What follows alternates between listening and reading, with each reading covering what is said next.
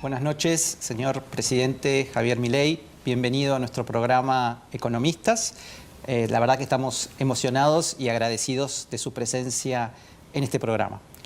Bueno, para mí es una alegría estar en este programa porque es como que vuelvo cuando era un economista serio.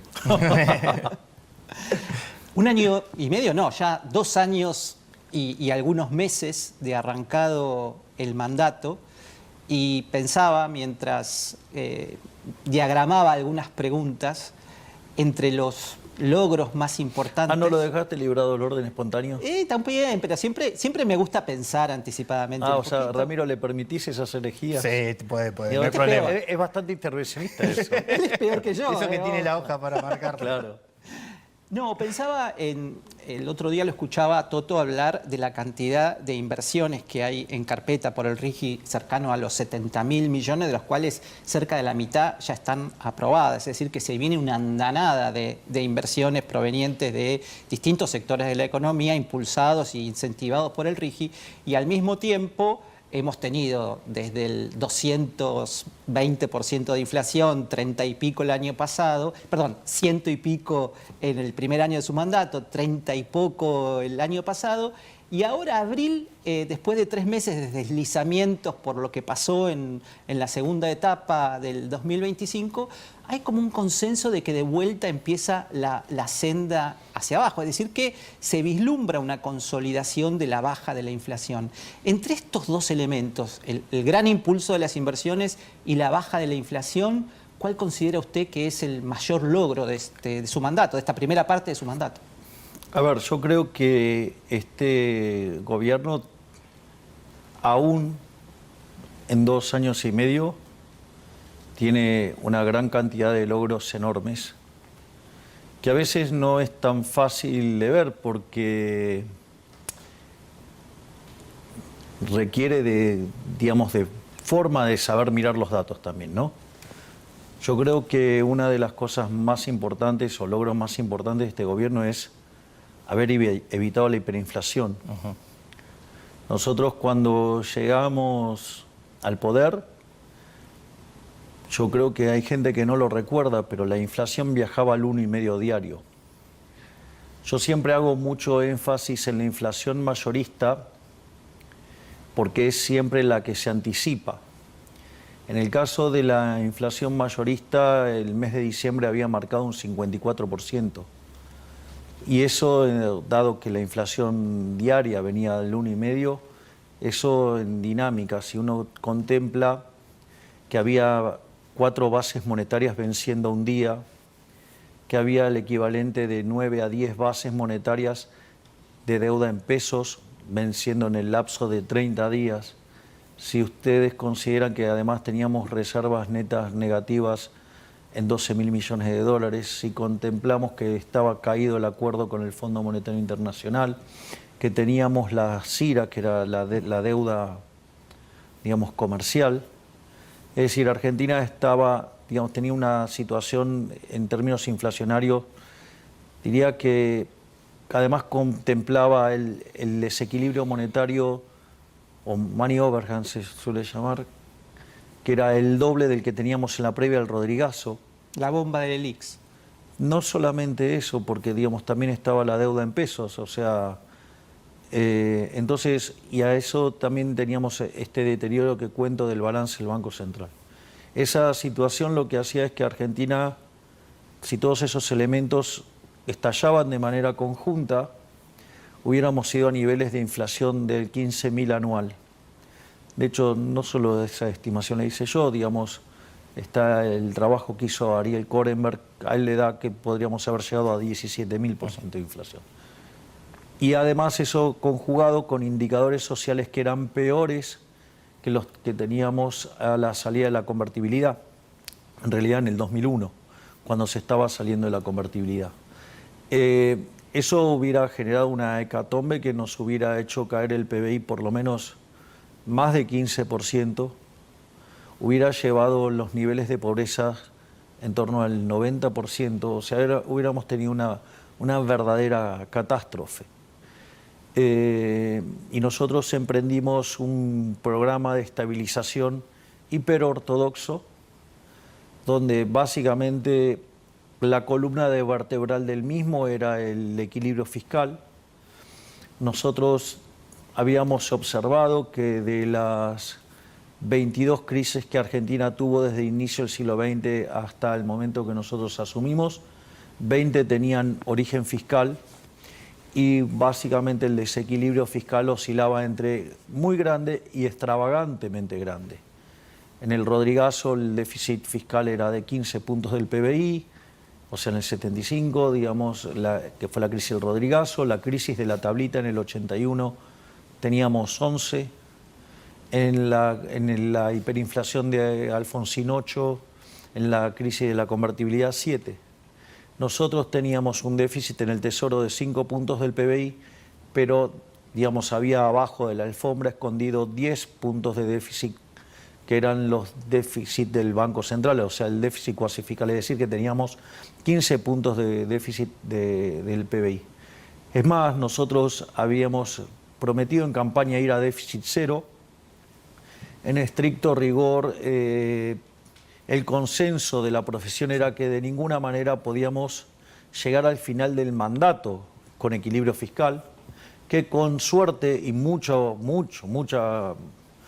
destreza política podíamos llegar a hacer un ajuste de 1 punto por año. Eso lo menciono porque hay muchas economistas que hoy hacen muchas críticas y que decían que esto era literalmente imposible. Y nosotros no solo que alcanzamos el equilibrio fiscal en el primer año, sino que en estricto rigor lo alcanzamos en el primer mes de gestión. Nosotros hicimos un ajuste real del gasto público de 30%. Eso básicamente hay en la experiencia mundial, desde que se computan las cuentas a nivel global, hay solamente 5 experiencias que compartimos en ese nivel de ajuste. Está la nuestra y 4 más, pero las otras 4 de ajuste de esta magnitud obedecen a casos de países después de la guerra. Claro. Por lo tanto, digamos, o sea, no hay nadie que haya hecho un ajuste de esta magnitud dentro de un sistema democrático sin que haya sido una salida de una guerra. Ese es el primer punto. Ahora, eso no era suficiente, porque solamente el déficit del Tesoro era un tercio del problema. 2/3 del problema estaban en el Banco Central, que eran 10 puntos del PBI. Y eso también es muy interesante, porque a diferencia de otras experiencias, digo, como fue el caso de la convertibilidad, previo tuvo un plan Bonex, o sea, fue una expropiación que le costó a los argentinos de bien 70% de sus tenencias, o sea, fue una expropiación violenta, o digamos lo que fue el corralito. Es decir, esto es interesante porque una de las personas más críticas al gobierno, que casualmente lo hace por revancha y por odio, digo que es el señor del Domingo Cavallo, quien me juró, digamos, que iba a hacer todo para que se rompa el esquema después de que la hija fuera desplazada de su cargo.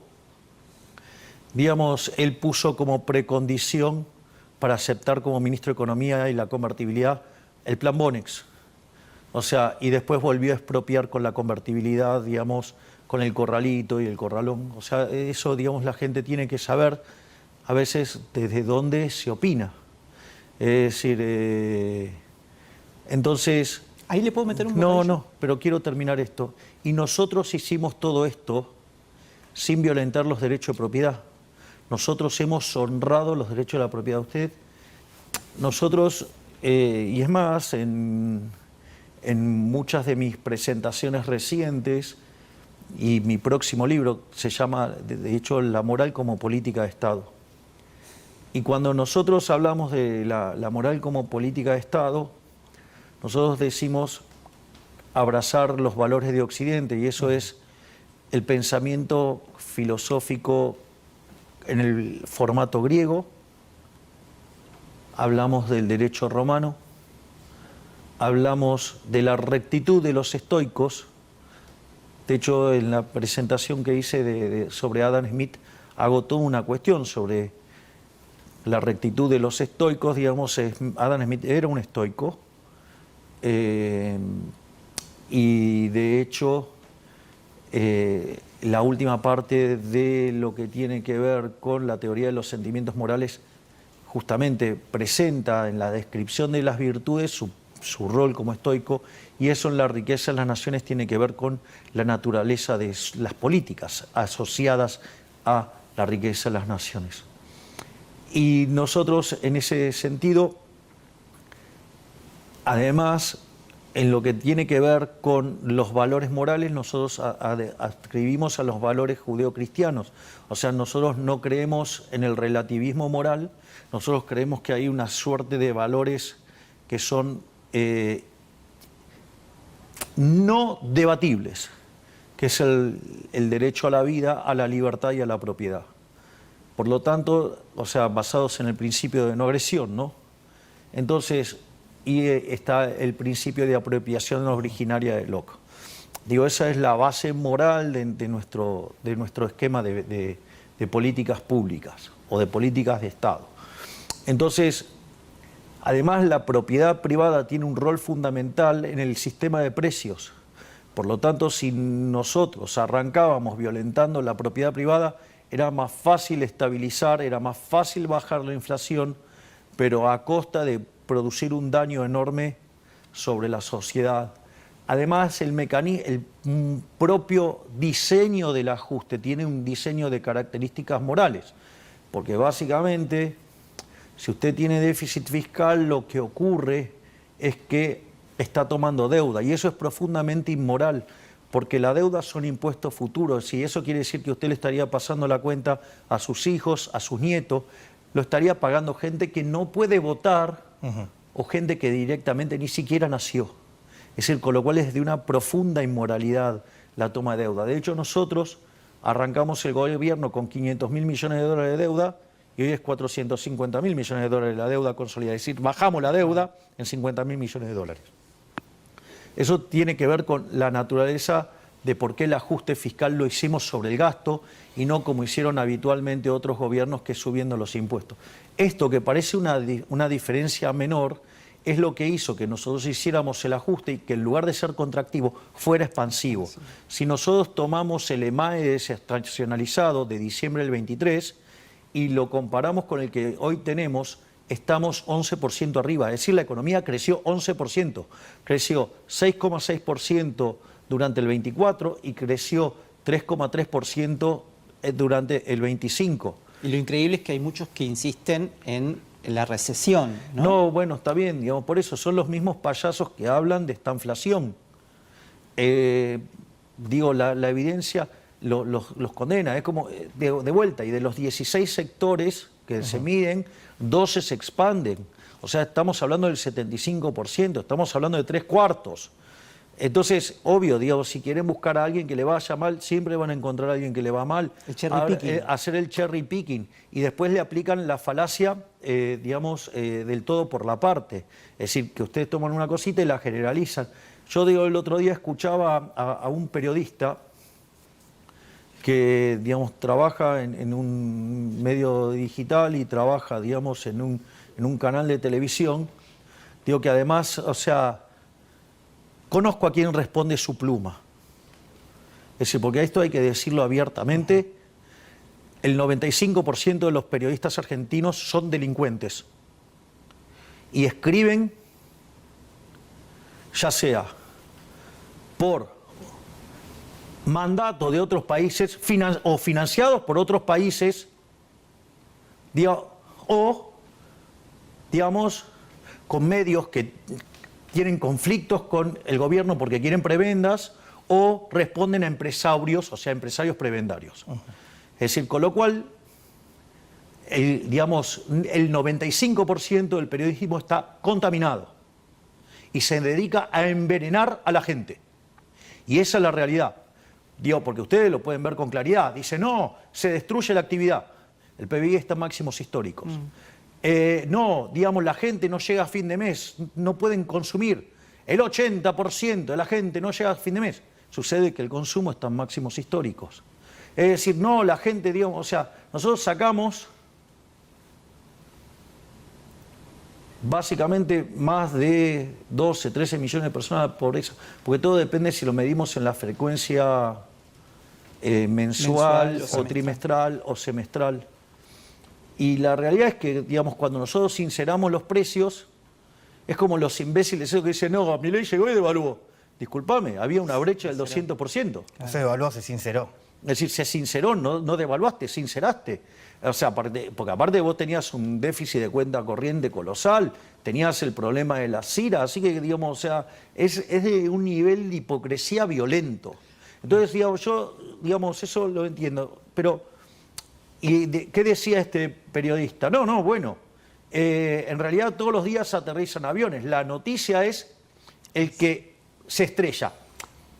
Te lo tomo como argumento de que obviamente, digo, la gran mayoría, todo el tiempo están aterrizando aviones y que obviamente cuando se estrella uno, digo, eso es noticia. Eso yo lo entiendo. Lo que no te valido, que es lo que hace esa pluma envenenada, que lo hace en el diario y sé a quién responde esa pluma, como otras plumas que tienen, digamos, o sea, son la firma, pero detrás se sabe bien quién es a quién responden esas plumas.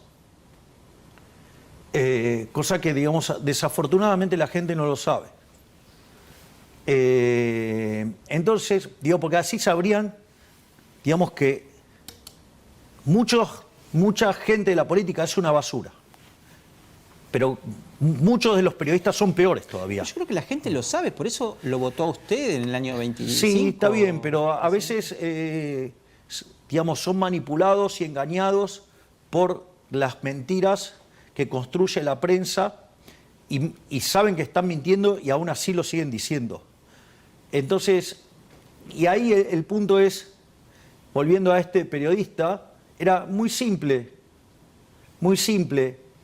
que es cierto que es noticia el avión que se cae. Lo que vos no podés decir es que se están cayendo todos los aviones. O que es la única noticia. No. Me parece, digamos, la noticia es lo que es noticia. Porque, digamos, es cierto, digamos, hoy viajar en avión es muchísimo más seguro que viajar en auto. Dicho eso, pero es sustancialmente más seguro. Pero a lo que voy, que es la cuestión, es decir, que ese caso puntual vos lo generalices. Sí. Y eso, digamos, el periodismo lo está haciendo mucho y de manera muy violenta y busca el caso malo y a partir del caso malo generalizarlo. Entonces, bueno, claramente nosotros estamos sufriendo un embate mediático que básicamente parte responde a que cortamos la pauta oficial, parte responde a que nuestras ideas están confrontadas con el socialismo del siglo XXI y, digamos, entonces tienen algunos problemas. Digo, ahora se conoció lo de Rusia, pero probablemente en algún momento se conozca temas de Venezuela, se conozca de la Venezuela chavista, se conozcan temas, por ejemplo, digamos, de lo que tiene que ver con el vínculo con Irán, ¿sí? Digamos, porque todo lo que está pasando en el mundo le impacta en el bolsillo a mucha gente en los medios. Lo de Rusia es solamente una cosa ínfima. Y después están digamos, las plumas que responden a políticos, que también, digamos, es parte de esta mugre.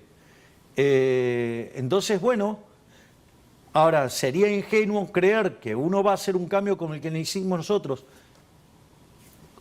Hoy se informó, lo informó Sturzenegger, que superamos las 15.000 reformas.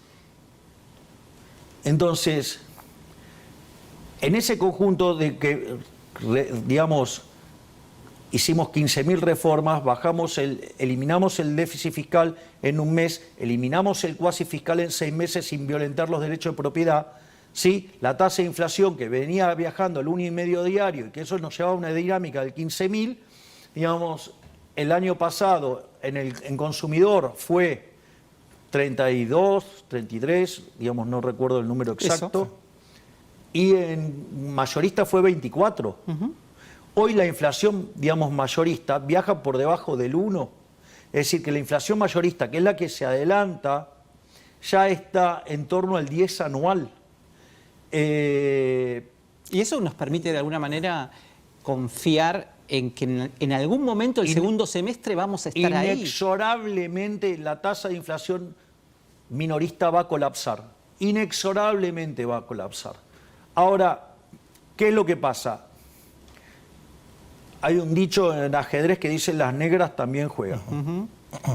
Desde que ganamos la elección en mayo en la capital federal, digamos, ese triunfo maravilloso que tuvo el maravilloso jefe de gabinete que tengo, que es Manuel Adorni, a partir de ahí el sistema empezó a atacar de manera violenta. Eso generó una profunda caída en la demanda de los activos domésticos.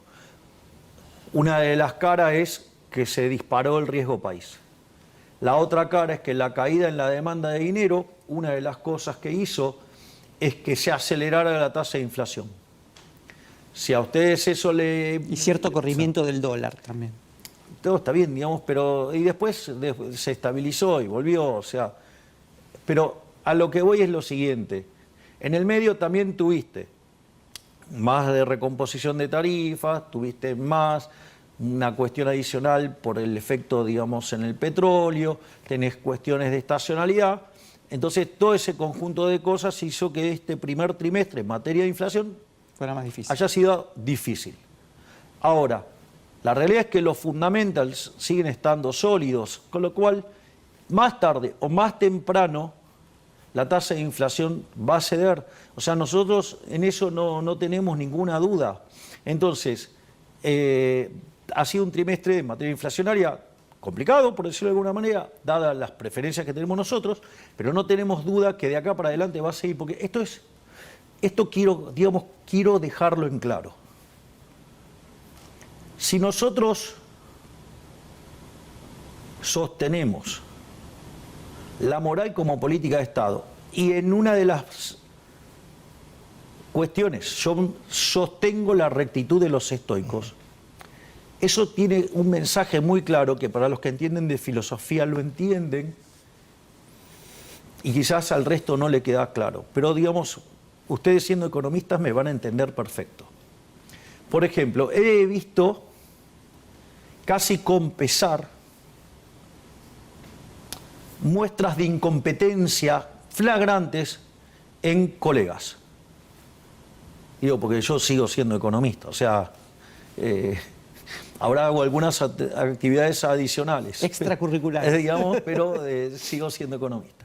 Entonces, por ejemplo, me pareció de una pobreza conceptual enorme esos economistas que dicen, no, bueno, ahora para crecer hay que ceder a la inflación. O sea, que hay que aceptar tener más inflación para crecer. Phillips. No, es más grave todavía. Por ahora, si me permitís, lo voy a explicar. Primero vamos a ver la evidencia empírica que nos va a romper los ojos para tratar de evitar ese tipo de estupideces, porque ya no se puede calificar de otra manera. Sin tener inflación generara crecimiento, Argentina debería ser una potencia mundial y sin embargo cuando empezó con la inflación, lejos de avanzar, retrocedió. Primer punto, o sea, con lo cual ya solo con eso deberían llamarse a cuarteles de invierno y dejar de fastidiar con este tipo de estupideces. Primer punto. Pero ahora vamos a discutir la teoría. La teoría, digamos, de que básicamente cuando hablamos de trade-off es inflación y desempleo, no es entre inflación y crecimiento, ¿no? O sea, en general hablamos del trade-off entre inflación y desempleo. Opuesto más fácil, si ustedes quieren, digamos, a un austríaco, esto le caería bastante mal, a un economista de la escuela austríaca le caería bastante mal, y eso tendría impacto en, digamos, en actividad. Entonces hay como una suerte de trade-off entre inflación y actividad. Eso es falso, eso es falso. Esa premisa fue derrotada en 1968 por Milton Friedman y Edmund Phelps. Y no solo eso, sino que además fue terminada de sepultar en 1972 por Robert Lucas Jr., que desarrolla digamos, el modelo de expectativas racionales y que los testea en 1973. Es decir, la verdad es que es muy precario que los economistas me estén proponiendo que yo, digamos, en el fondo engañe a la gente, porque es lo que me están pidiendo.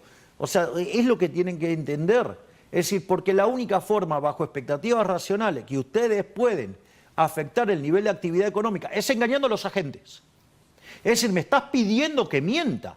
Y si yo me sostengo sobre y que te robe, porque además la inflación es un robo. Entonces, digo, porque es un impuesto. En realidad el verdadero impuesto es el señoriaje, que es una falsificación, que se manifiesta como estafa cuando ingresas el dinero.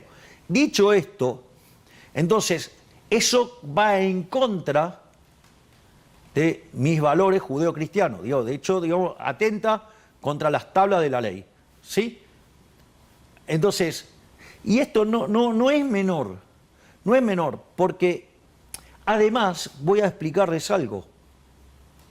Además, no funciona. Esos imbéciles que creen que, digamos, le puedo dar rosca a la maquinita, inflar la economía y después engañar a la gente para ganar las elecciones, les voy a decir algo, eso es falso. Porque en rigor, cuando ustedes hacen eso, van a dinamitar su reputación. Por ende, no van a ser creíbles y por ende va a terminar mal.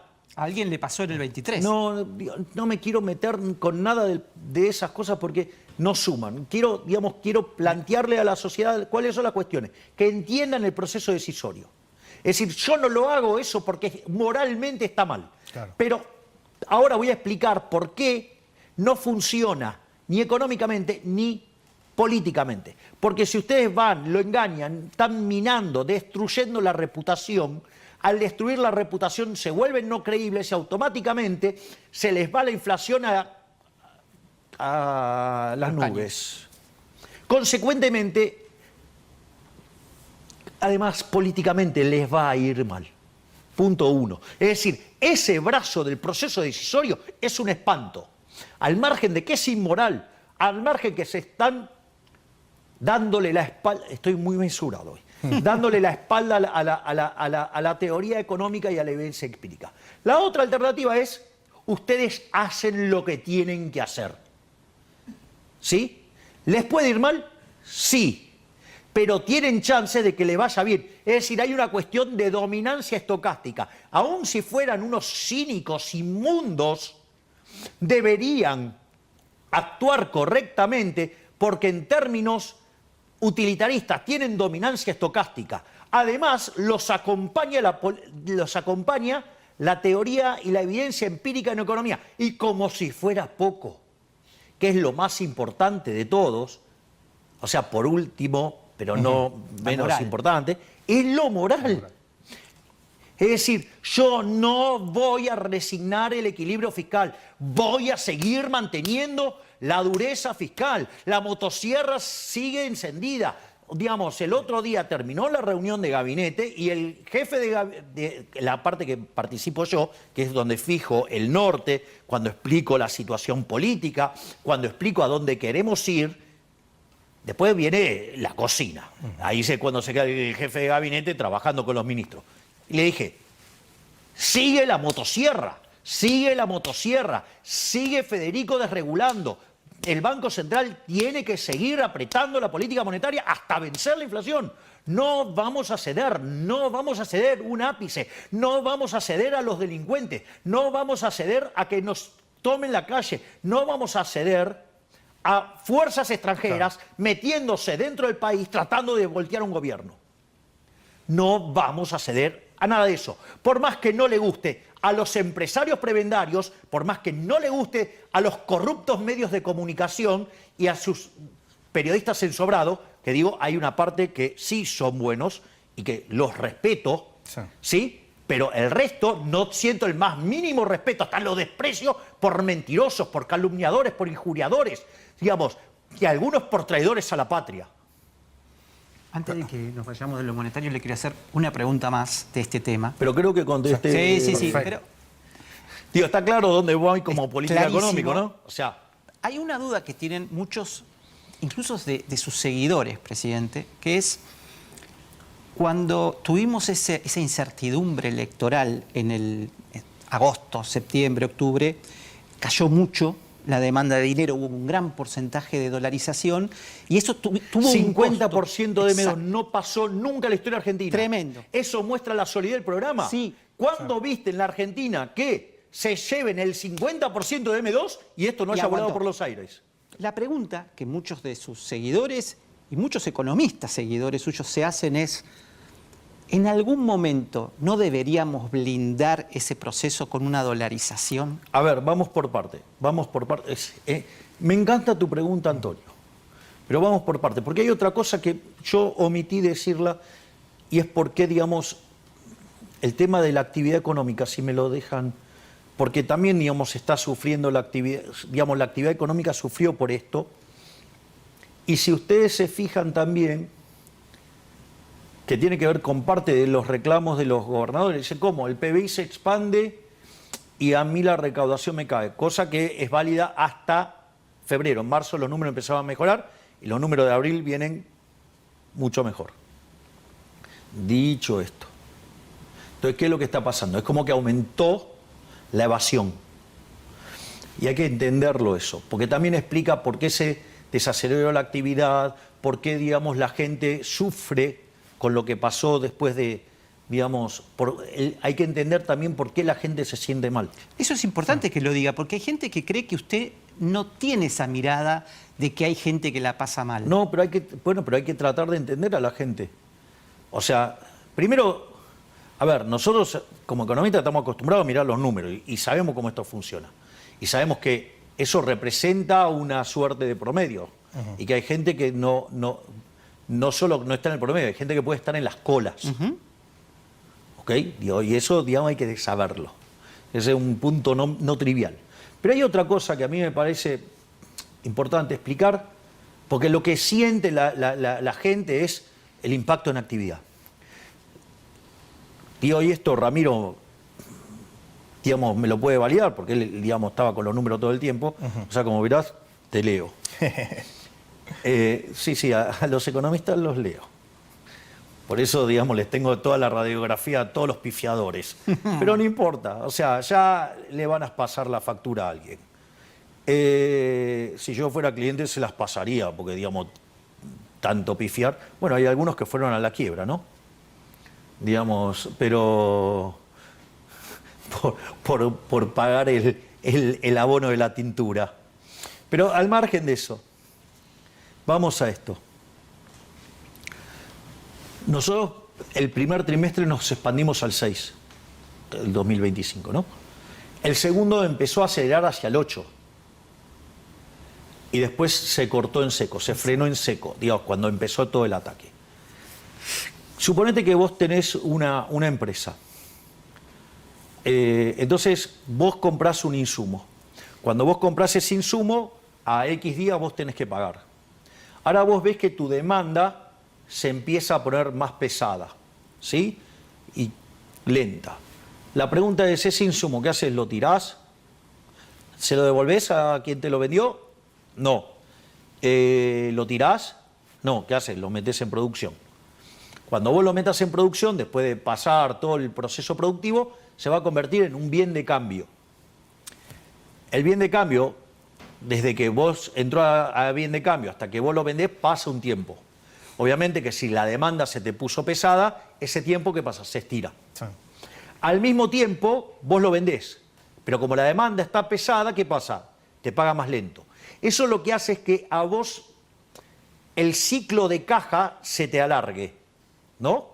Porque ahora, desde que entra el insumo hasta que vos te entra los pesos, ese periodo se alargó.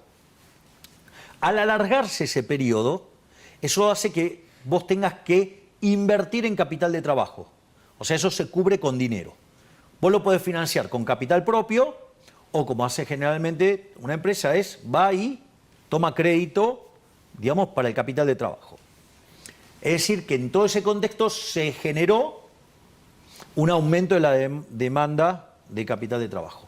Ahora, toda la economía en su conjunto, digamos, demanda capital de trabajo. La contraparte monetaria, de ese activo, que es el capital de trabajo, alguien tiene que tener el pasivo de ese activo, ¿no? O sea, porque son... El espejo. No, digo, es el balance. Digamos, entonces vos tenés un Contable. activo, alguien tiene que tener el pasivo. ¿Quién es el que tiene ese pasivo cuando hago la cuenta agregada? El Banco Central. Son los pasivos del Banco Central. Si a mí, yo tuve una corrida y me comieron la mitad de los pasivos monetarios, quiere decir que el working capital de la economía se achicó. Entonces tengo un aumento de la demanda de working capital, tengo una contracción de la oferta de working capital, consecuentemente la tasa de interés se fue a las nubes. Correcto. Consecuentemente la actividad se frenó en seco. Se frenó en seco. Ahora yo te hago una pregunta. Vos te enfrentás a una situación donde ahora te estás quedando sin working capital y vos lo tenés que financiar. Suponete que lo tenés que pensar a nivel familiar. A vos se te caen los ingresos. Yo te hago una pregunta y tenés una determinada cantidad de plata. Vos, ¿qué vas a priorizar? ¿Comer o pagar los impuestos? Comer. Bueno, yo también adhiero a eso. Yo recuerdo a algún momento en Intratables tener una pelea con una basura que actuaba en política y él decía, no, primero hay que pagar los impuestos. No, primero tenés que comer para estar vivo y de esa manera vos después pagás impuestos. Pero no podés primero pagar impuestos. Bueno, las empresas necesitaban financiar el working capital, no tenían forma de financiarla. Digo, parte se lo trasladaron a otros agentes y dijeron, bueno, ahora te pago, te renegocio el plazo, te pago, pero te pago más tarde. Digamos, a mis proveedores, por decirlo de alguna manera. Que dicho sea de paso, es los créditos por venta del otro. Claro. Entonces, una parte, digamos, se acomodó entre el sector privado. Pero, ¿qué es lo que pasa? No te alcanzaba porque el working capital de la economía se fue a la mitad. ¿Y con qué te crees que lo financiaron? Dejando de pagar impuestos. Claro. Es decir, se financiaron con el fisco. Entonces, vos lo que ves es que la recaudación te había caído. ¿Y ahora qué viste en los vinculados a actividad en marzo? Ya empezaron a mejorar. Y lo que va llegando de abril, las noticias que van llegando de abril, es que está levantando. Es decir, ¿qué quiere decir esto? Que en el segundo trimestre la actividad empieza a levantar, no hay que asustarse con el número de febrero porque, Es viejo. digamos, es un número viejo, sí, pero además tuvo menos días hábiles. Entonces, si vos no corregís por días hábiles, el dato te puede llegar a parecer una cosa rara. Además, venís de un diciembre y de un enero muy altos. Dicho esto, entonces, lo que vos vas a ver es que la actividad a partir, digamos, de abril va a mejorar. Y es más, la tasa de inflación va a empezar a caer. Es decir, hacia adelante vemos más actividad económica, más empleo, mejores salarios reales Y menos inflación. y menos inflación. Superados los impactos en términos de pobreza que va a tener un trimestre difícil, vas a ver que de vuelta volvemos a la tendencia de bajar la pobreza. Es decir, los indicadores del segundo trimestre, que digamos, o sea, yo no recuerdo cómo son la dinámica de cómo los va publicando Capital Humano. Pero vas a empezar a recomponer el deterioro que hubo en el primer trimestre.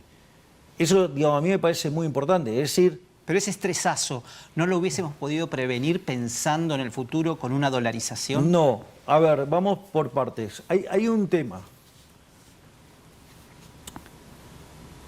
Nosotros, ¿sabes cuál es el principal problema por el cual no podés dolarizar? ¿No tenés dólar? No. No tienes el sistema financiero adecuado para dolarizar. Ese es un interesante punto, pero es un problema de segundo orden. ¿Sabes cuál es el principal problema por el cual no podés dolarizar? Que la gente no quiere dolarizar. Porque nosotros hemos planteado la dolarización endógena. Es decir, vos si querés podés hacer tus transacciones en dólares.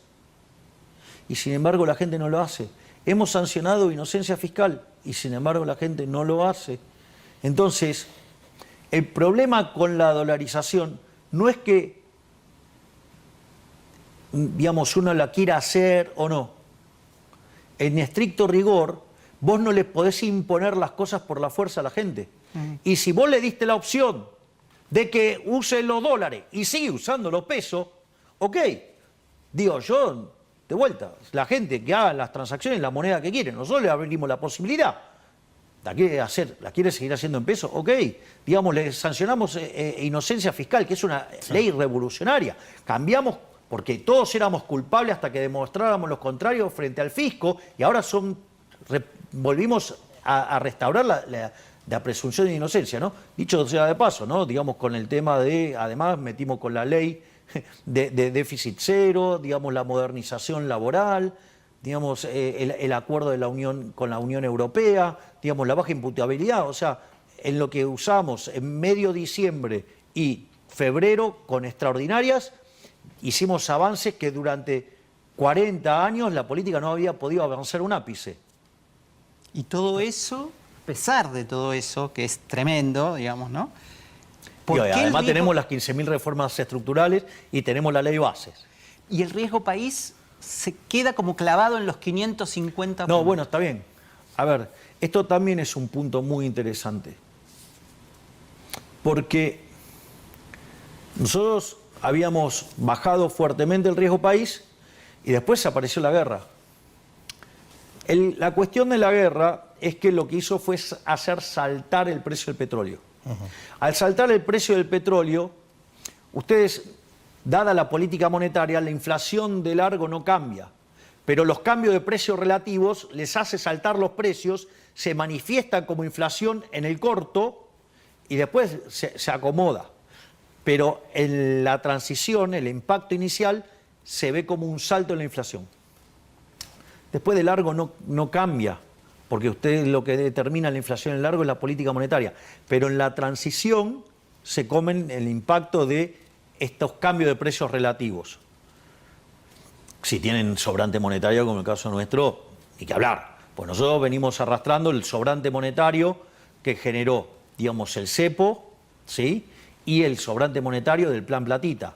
Y todo eso tiene rezagos monetarios, con lo cual, digo, y eso nosotros recién pudimos arreglar ese despiole a mitad del 24, con lo cual todavía hasta el mitad del 26, digo, todavía estamos limpiando, y acorde a los estudios de la Universidad de Córdoba, que hizo un alumno en su tesis, digamos, tendríamos que esperar hasta agosto, digamos, para terminar de limpiar eso. Más, digamos, los efectos de la estacionalidad, más los efectos de la caída de la demanda de dinero, más los efectos, o sea, pasaron un montón de cosas. Digo, pero la política monetaria sigue firme, por eso tampoco las expectativas cambian. Pero, entonces, a mí, ¿qué es lo que pasa? La otra cosa que hay que entender, que Argentina es un activo beta agresivo. Es decir, es un activo que cuando sube más que proporcionalmente, y que cuando cae más que proporcionalmente, más el efecto de los sell-off, ¿no? O sea, digo, que cuando ocurre el flight to quality o el flight to heaven. Shock externo, Digo, ¿no? Claro, exactamente. Entonces, ahora, pero esto también es interesante, ¿no? Porque si está el problema del petróleo y eso hace saltar los precios en Estados Unidos, la expectativa era que la tasa de interés sea más alta y eso derrumbó todos los activos. Siendo Argentina un activo beta agresivo, tenía que caer más que proporcionalmente. Y por eso el riesgo país había superado los 600. Después de lo que pasó anoche, el petróleo cayó 15% o más y hoy el riesgo país está en torno al 550. Correcto. Y, digamos, está claro, es decir, ese impacto. Entonces, tiene que ver con eso también. Pero a mí me gustaría mencionar que de todos los países de la región, Argentina fue el que menos sufrió su moneda, y hay algo adicional. Esta situación, en otro contexto de Argentina, nos hubiera hecho pedazos. Y hoy Argentina se beneficia con la mejora de los términos de intercambio. Probablemente Argentina, digamos, también lo sigo a Ramiro, que el superávit comercial de este año podría trepar en torno a 18.000 o 20.000 millones de dólares. Por Eso, precio y cantidad. el conflicto en Medio Oriente agarra a la Argentina con cosecha récord, producción de gas récord y producción de petróleo récord, lo que hace un aumento de las exportaciones que pueden llegar a 100.000 millones de dólares hoy, incluso con los precios de los futuros que marcan que se van a suavizar, que el conflicto en Medio Oriente va a encontrar algún cauce. y no menor, justamente que va a generar un superávit comercial. El año pasado fue de 11.000 millones de dólares, este año puede llegar a superar 17.000 millones de dólares. Y ahí voy a la pregunta para compatibilizarlo con la política monetaria. El Banco Central compró 4.400 millones de dólares en el primer trimestre y, según el programa monetario, habla de que va a comprar o 10.000 millones de dólares o 17.000 millones de dólares. Es decir, se va a comprar todo el saldo comercial. Esa es una emisión monetaria, ¿no? O sea, hoy queda clarísimo que por primera vez en un siglo Argentina dejó de emitir para financiar el Estado. Ahora, en este contexto donde hay un shock externo que va a llenar las arcas del Estado, y el Banco Central se está anticipando diciendo, miren que primero ya compré y ahora voy a comprar, la pregunta es, esta compra tan fuerte, donde se emite ahora pesos para comprar los dólares, ¿tiene impacto inflacionario? Vamos por parte. Tiene impacto inflacionario si llegan a la calle. Primer punto que quiero mencionar, porque decían, no, Argentina no compra dólares. Argentina en el primer trimestre, que no es un trimestre fuerte de compras. No.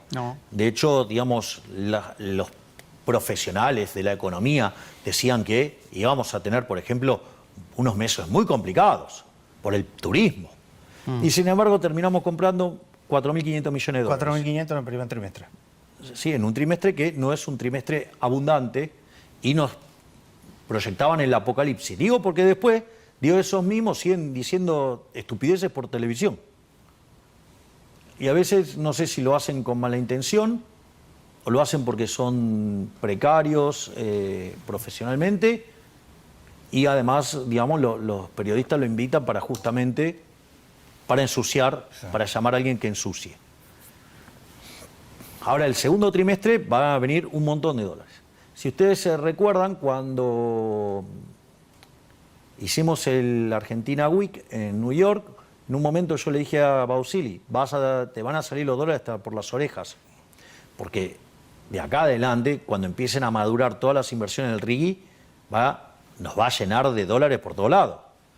Dicho esto, acá hay un tema no menor.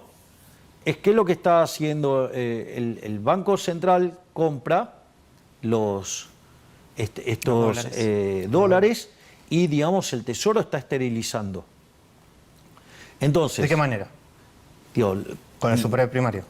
Una parte lo esteriliza con el superávit primario y otra, digamos, coloca deuda para esterilizar. Pero en el neto te queda, digamos, incrementaste el activo y el pasivo, entonces, digamos. Ahora, ¿cuál es el problema? Lo interesante, que fíjate que la tasa de interés sigue bajando. Sí.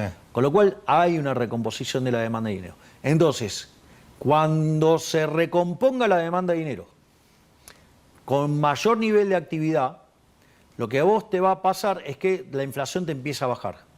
En la medida que la inflación te empieza a bajar, vos tenés que empezar a estar atento de que no se te escape la tasa de interés. O sea, tenés que, esto es un mecanismo de relojería, le vas a tener que estar encima. Finito. Y cuando vos empezás a ver que la tasa de inflación se dio, vos ahí podés empezar, contra demanda de dinero, liberar lo que habías esterilizado. Pero te tenés que asegurar que eso sea demanda de dinero y que eso no impacte en inflación. ¿Esa demanda de dinero se mide viendo si hay desplazamiento hacia el dólar, digamos? Mirá, no, es muy fácil ver si vos la demanda de dinero te está subiendo o no. Hay una forma fácil de verlo. Vos tenés una relación entre tipo de cambio y tasa de interés. Cuando sube la tasa de interés, el tipo de cambio te baja. ¿Sí? Y si baja la tasa de interés, te sube el tipo de cambio. Por un tema de arbitrajes. Ahora, si a vos te sube el tipo de cambio y te sube la tasa de interés, estás con un problema que se te cae la demanda de dinero. Ahora, si a vos te cae el tipo de cambio y te cae la tasa de interés, la demanda de dinero empezó a mejorar. Nosotros, fíjate, la tasa de interés se derrumbó y está en torno al 25%. Y el tipo de cambio también. Y el tipo de cambio, si no hubiéramos comprado 4.500 palos, ¿a dónde te cree que lo vamos a ir a buscar? Claro. Con lo cual hay una recomposición de... Se está empezando a recomponer. Pero de vuelta, estas cosas llevan tiempo. Por eso uno tiene que tener claro a dónde quiere ir y sí, le van a torpedear. O sea, el statu quo se defiende. Pero nosotros no vamos a ceder ni en la fuerza del equilibrio fiscal, no vamos a ceder en la restricción monetaria, no vamos a ceder en seguir desregulando y en seguir abriendo. ¿Ok? Sí. Digamos, el programa de la libertad no se abandona. Y después, a mí también me causa gracia, digamos, lo enfermo de dirigimos que están los economistas argentinos. No, no hay programa. ¿Cómo no hay programa? Si yo soy liberal, y soy un liberal clásico y por ende hay Estado, ok, yo me tengo que ocupar de ¿qué? De nivelar la cancha. ¿Estamos nivelando la cancha? Sí. ¿Cómo lo estamos haciendo? Sacando regulaciones. Me tengo que ocupar de que la política fiscal no le quite libertades a la gente. Si yo bajé 2,5 puntos de impuesto del PBI, digamos, hice un ajuste de 30 puntos del gasto público en términos real, si eliminé el cuasi fiscal, yo le devolví 15.000 millones de dólares a la gente, le devolvimos 90.000 millones de dólares, o un poco más sería hoy. Eso no es un chiste. Y digamos, de acá a que, si supongamos que la gente decidiera que yo siguiera en el cargo, con el patrón de crecimiento que estaríamos observando y cómo programamos bajar impuestos, le estaríamos devolviendo a la gente, de acá al 2031, 500.000 millones de dólares. Es decir, lo que recibimos nosotros como deuda. ¿Lo puedo sacar un segundo Un segundito Sí, antes dale. de cambiar en el tipo de cambio quiero ir. Dale. Porque ¿cómo puede ser que hoy, cuando tenemos equilibrio fiscal y equilibrio externo, es decir, la economía hoy, el Estado está en equilibrio y la economía en las cuentas externas está en equilibrio, de hecho estamos hablando que puede ser un saldo comercial de 17.000 millones de dólares, el Banco Central comprando todo el tiempo dólares y no obstante escuchamos todo el tiempo hablar de atraso cambiario? Porque son brutos. Una es, son brutos. Dos, tienen a los clientes comprados en un tipo de cambio más alto. Entonces, le están haciendo perder plata a los clientes, entonces ellos piden devaluación para salvar su kiosquito. Pero la realidad es, el otro día creo que Antonio subió un gráfico muy interesante del tipo de cambio real. Sí. Es muy interesante, porque uno ve... Asociado a la confianza. Claro, que en los momentos de confianza la moneda se aprecia, en los momentos de desconfianza la moneda se deprecia. Entonces, la pregunta es, si vos haces un gobierno razonable, digamos, lo que te va a pasar es que tu moneda se va a apreciar. Claro. Primer punto. Segundo punto.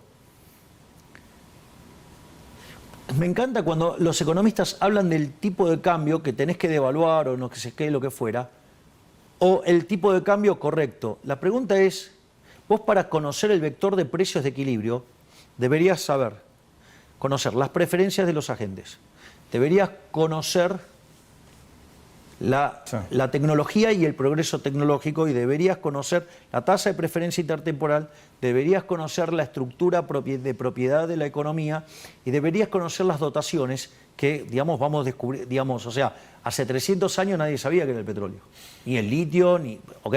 Digo, para ponerlo de manera grosera. Dicho esto, digamos, en los usos que tiene hoy. Dicho esto, a lo que voy y lo que quiero decir es que vos necesitas todo eso para saber el vector de precio de equilibrio y eso no lo sabés, y mucho menos intertemporalmente. Pero hay algo que es todavía más grosero. Suponete que viene el creador, extiende su mano con su dedo, toca tu cabeza, te ilumina y te dice, este es el tipo de cambio real de equilibrio. La pregunta es, suponete que fuera el del año tal, que es el que usan, digamos, los economistas, que creen que es tal. La pregunta es, las condiciones de oferta y demanda de todos los bienes de la economía local y mundial, de acá al infinito, ¿van a ser los mismos? Imposible. No. Y ahora voy a hacer algo muchísimo más grosero. ¿Cómo es que hacen esa cuenta mirando la historia cuando nosotros bajamos el gasto público en términos reales 30%? Es decir, esa cuenta que hagas mirando la historia Es una historia... es ofensivo Claro. hasta para un primate. Es decir, están muy por debajo de un simio. Es decir, sinceramente, la precariedad conceptual de la gran mayoría de los economistas argentinos me abruma. Doctor, déjeme hacerle una pregunta que tal vez lo saque un poco de su zona de confort. Un funcionario político decide tomar un préstamo hipotecario. En estos días escuché que algunos sectores de la política consideran que eso es un delito. Bueno, primero, me encanta esa reflexión, porque esa reflexión viene de gente que está sucia, porque me parece que si hay algo que promueve la movilidad social es el crédito, ¿no? Es decir, de hecho es una herramienta fundamental para canalizar el ahorro hacia la inversión y crecer. Con lo cual, la propia persona que está diciendo eso se está mirando a un espejo de que sabe que está sucio. En primer lugar, porque si ex ante algo tan noble e interesante para la mejora del bienestar lo ve como un delito, quiere decir que debe tener mugre debajo de la alfombra. Quien opina desde ese lugar. Ahora yo no voy a escapar, digamos, no le voy a correr el traste a la jeringa. Vamos a poner en estos términos. Si un funcionario toma un crédito en el Banco Nación, la pregunta es, nosotros hemos definido nuestros valores morales, ¿no? La pregunta es, ¿haber tomado ese crédito mató gente? O sea, ¿violenta el derecho a la vida?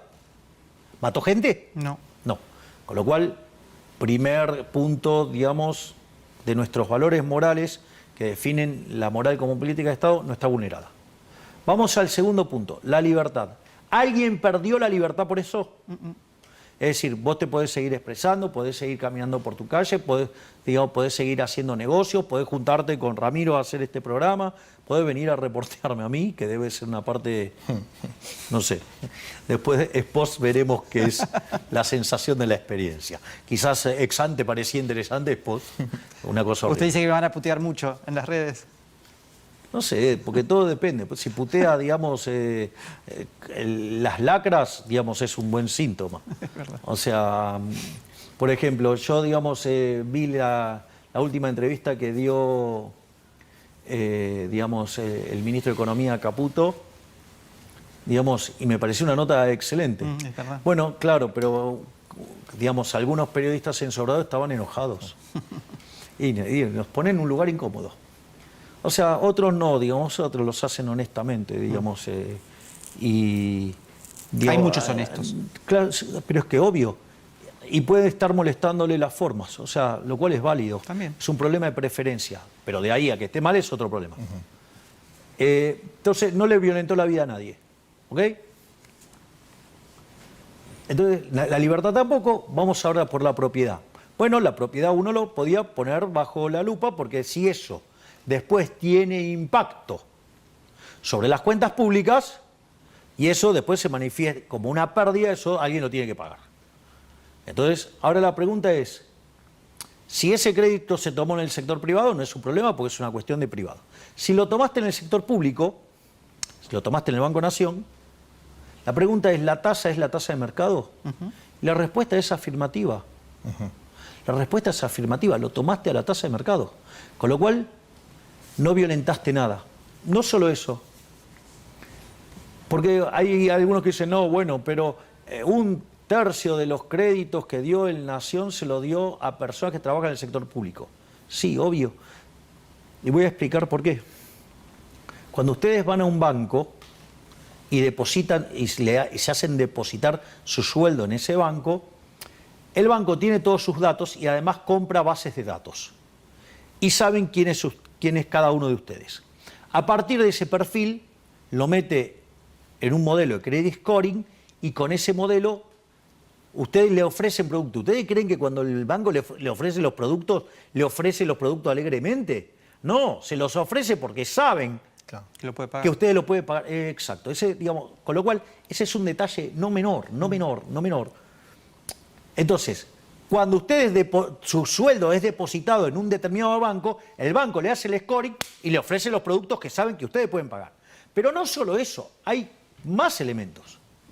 Ustedes, cuando le hacen el scoring, no solo, digamos, porque es una preaprobación, cuando van a la aprobación, toman sus ingresos y de 2 familiares directos. Es decir, por si ustedes no pudieran pagar, que paguen los otros. Y no solo eso, sino que hay garantías además. La propia casa. Claro, y después está la garantía misma, o sea, crédito hipotecario, ¿por qué? Porque le está hipotecando la casa. Es decir, si ustedes no pagan, Se queda con el se queda con la casa. Entonces, lo que digo es, hay mezcla de mucha ignorancia, son analfabetos financieros, y hay en otros mucha mala intención, por no decir con L. Y hay casos donde conjugan esas dos cosas. Con lo cual, el análisis que hacen es verdaderamente una estupidez. No solo eso, sino que además el imbécil operador roñoso que levantó esa base, eso muestra cómo está podrida la estructura, la putrefacción de la estructura del Estado, lo podrida que está el Estado abajo, que esto es efecto del socialismo del siglo XXI. No solo eso, sino que después, cuando se dio cuenta que se había pasado, lo borró. Sin embargo, otro periodista basura operadora hizo un escándalo con esto. Después, ya cuando pidió perdón, no alcanza, porque la porquería viaja más rápido, ¿sí?, que es lo que puede viajar. Claro, exacto.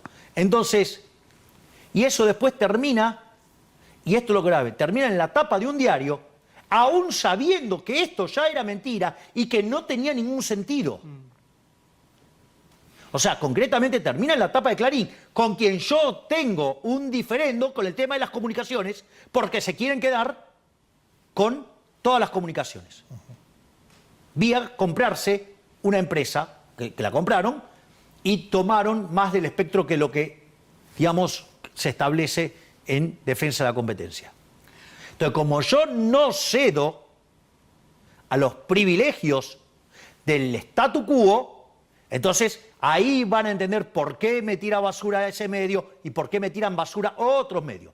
¿Por qué? Porque sufren la abstinencia de pauta y porque además se quedaron sin negocios y además porque, digamos, tocamos los privilegios de los que eran intocables. Llámese Roca, llámese Madanes, Quintanilla, entonces ahora me están pasando la cuenta. Y todo esto es posible porque hay periodistas corruptos que viabilizan eso, que además tienen cómplices en la política y que algunos responden a estructuras partidarias locales y otros al exterior, que ya lo dije antes. Sí. Doctor, tenemos que ir cerrando porque el tiempo se nos agotó en el programa, pero la última pregunta, que es una pregunta doble, apunta más al ser humano, Javier Milei, que es la siguiente, pero está también vinculada a la institución presidencial. En estos 2 años, ¿cuál fue la decisión más difícil que tuvo que tomar? ¿Y cuál es el anhelo más profundo que tiene para lograr en lo que le resta hasta culminar su primer mandato? Ninguna decisión me costó tomar. Porque estoy convencido. Yo siempre dije que sé lo que hay que hacer, cómo hay que hacerlo, y sobre todas las cosas tengo la convicción. Cuando vos ponés el eje en la moral como política de Estado y haces lo que está bien, eso te acomoda la economía y te acomoda la política. El problema aparece cuando vos te guías por el utilitarismo político y eso te desbanda la economía y obviamente el utilitarismo político es algo, digamos, planteado en términos contrarios a la moral. Entonces, cuando vos te basás en el pensamiento de los griegos, el derecho romano, la rectitud de los estoicos y los valores judeos cristianos, no hay conflicto.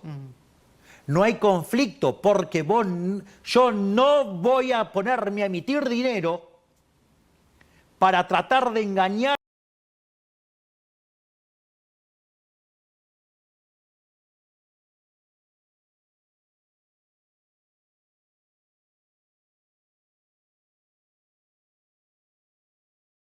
solo eso que está mal, digamos, la teoría económica no te acompaña, ¿sí?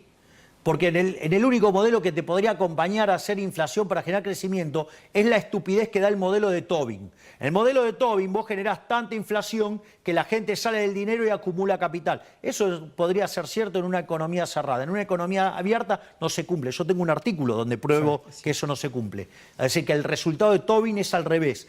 Pero aún así, supongamos que aplicar el caso de Tobin, porque agarraste y llenaste la economía de murallas, también está mal. ¿Sabes por qué? A vos yo te hago una pregunta. ¿Vos te crees que el ser humano inventó el dinero porque es estúpido? No, lo inventó porque facilita las transacciones. Entonces, una economía de trueque nunca puede ser mejor que una economía monetaria. Ahora, ¿cuál es el punto? El punto es que si vos llevás la idea de Tobin al límite, tenés que hacer desaparecer el dinero para que salte el PBI per cápita. Digo, ¿en qué cabeza entra esa estupidez?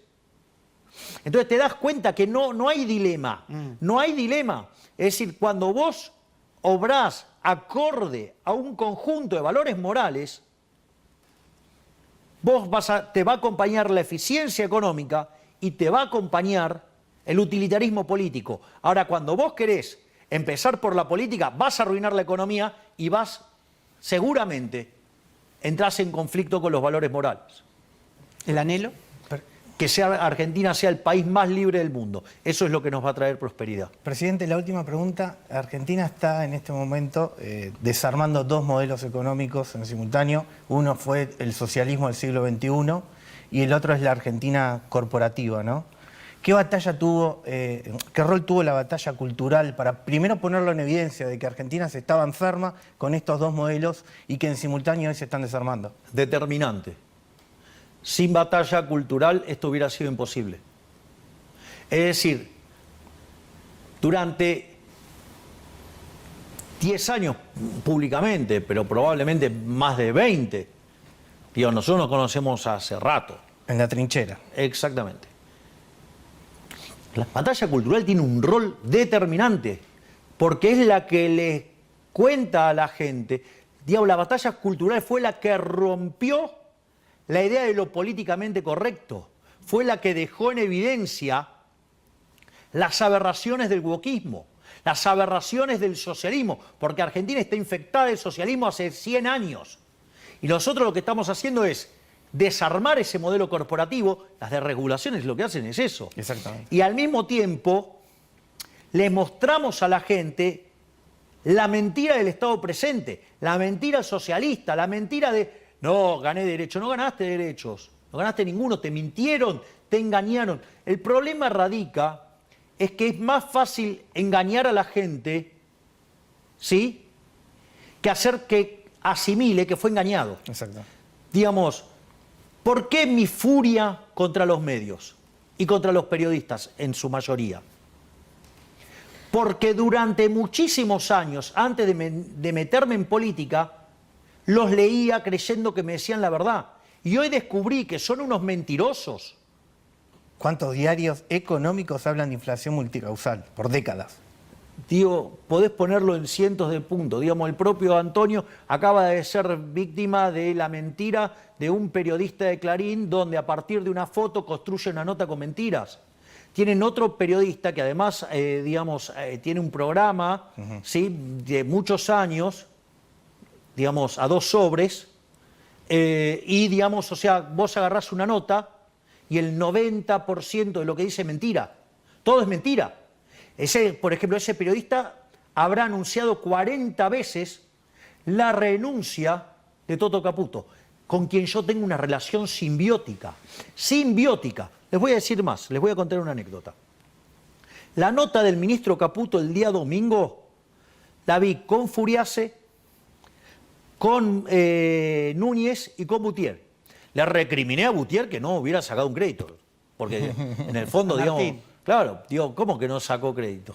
O sea, todo lo demás, o sea, digo, más allá del chiste, estábamos en Olivos mirando el reportaje, y en una parte es increíble porque Toto hace una referencia a Maquiavelo, y yo digo exactamente lo mismo cuando Luis Majul, que hizo una nota extraordinaria, desde mi punto de vista, extraordinaria.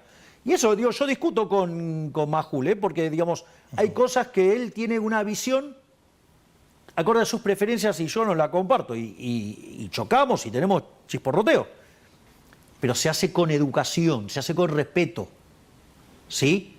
Se hace con respeto. Cuando vos hablás con respeto, las cosas funcionan. Ahora, cuando vos sos un tipo irrespetuoso y que le pones la pistola en la cabeza a otro porque se te ocurrió, las cosas son distintas. Entonces, en ese sentido, la respuesta que dio Toto, o sea, pero cuando hizo la pregunta, yo la contesté, y contesté lo mismo que contestó Toto.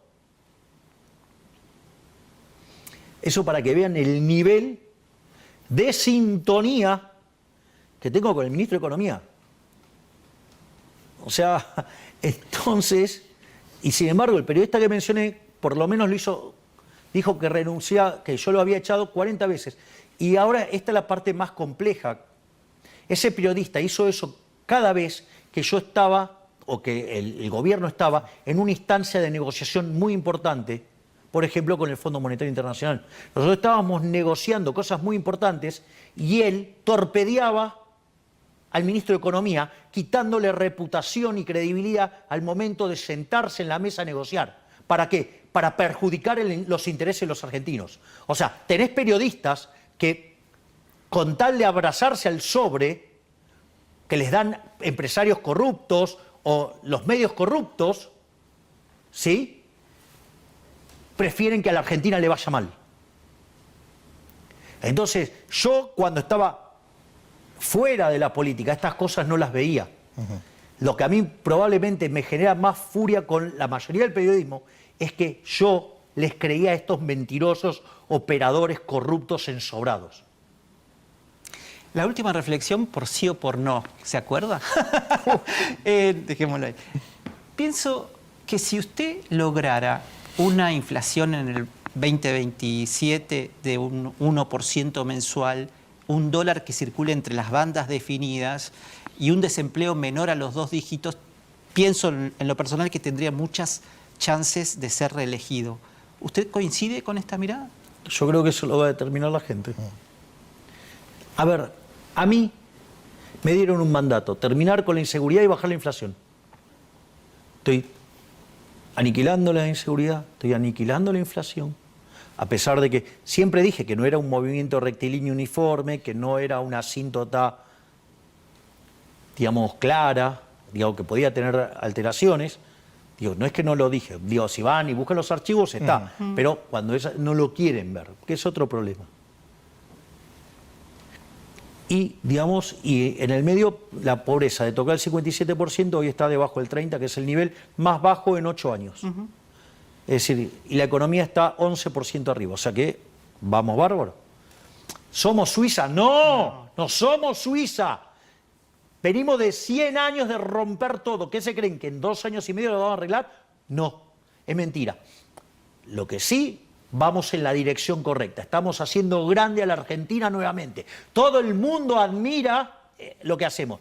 Pero como dice el refrán, hay un refrán que dice, nadie es profeta en su tierra. Y es más, le voy a decir algo porque anoche fue el cruce del Mar Rojo. Ya habiendo cruzado el Mar Rojo, después de que el pueblo hebreo vio caer a los pies de ellos al imperio más grande que era el Egipto.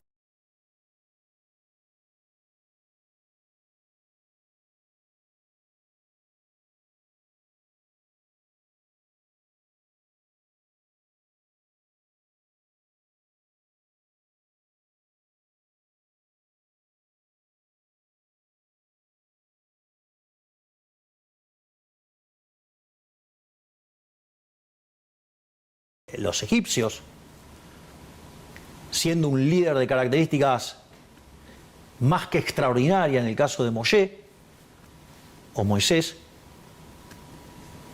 cuando Moisés se levantaba temprano decían, está peleado con Séfora. Entonces lo criticaban porque estaba peleado con la mujer. Cuando se levantaba tarde, decían que estaba haraganeando. Y cuando se levantaba en punto, decían que lo hacía porque no tenía nada que hacer. Entonces la pregunta es, si lo criticaban a Moisés, conmigo se pueden hacer una fiesta. Además, yo le voy a decir algo.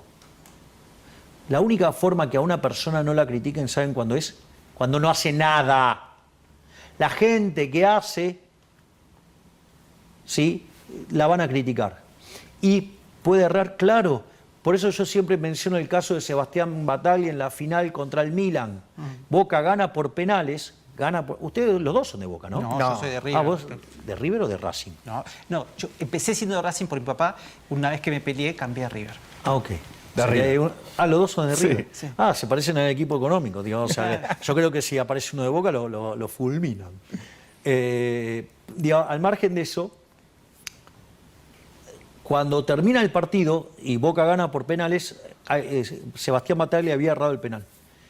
Y van a ir a festejar y va un periodista con la inmundicia que caracteriza a los periodistas y va y le pregunta ¿qué se siente haber errado un penal?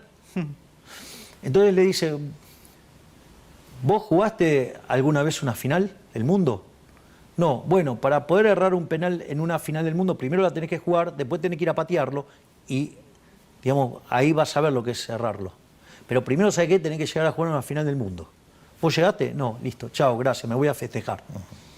Es decir, el penal lo puede errar el que tiene el coraje para patearlo. ¿Ok? Digamos, hay un jugador que, por ejemplo, para Bilardo era como un hijo para él. Fueron a una definición por penales, lo puso para patear y le dijo que no. Era el capitán de la selección argentina, lo sacó de la selección. Es decir, para patear un penal en un partido importante hay que tener un coraje importante. Yo no me olvido más el día de un Boca River en cancha de Boca. Boca perdía 1-0 y se terminaba el partido, hubo un penal para Boca y lo agarró Martín y la puso ahí y el tipo metió el gol. De vuelta, pero hay que tener coraje para hacer eso. Y por lo que se ve, coraje a usted le sobra, así que... Y convicción. Y convicción. Estoy convencido, Exacto. estoy convencido. O sea, afortunadamente en otros lugares se ve, acá, digamos, de vuelta, el statu quo se defiende. Doctor Milei, muchas gracias por esta entrevista. Muchísimas gracias, Antonio. Gracias, Ramiro. Por favor, gracias. Es la marcha de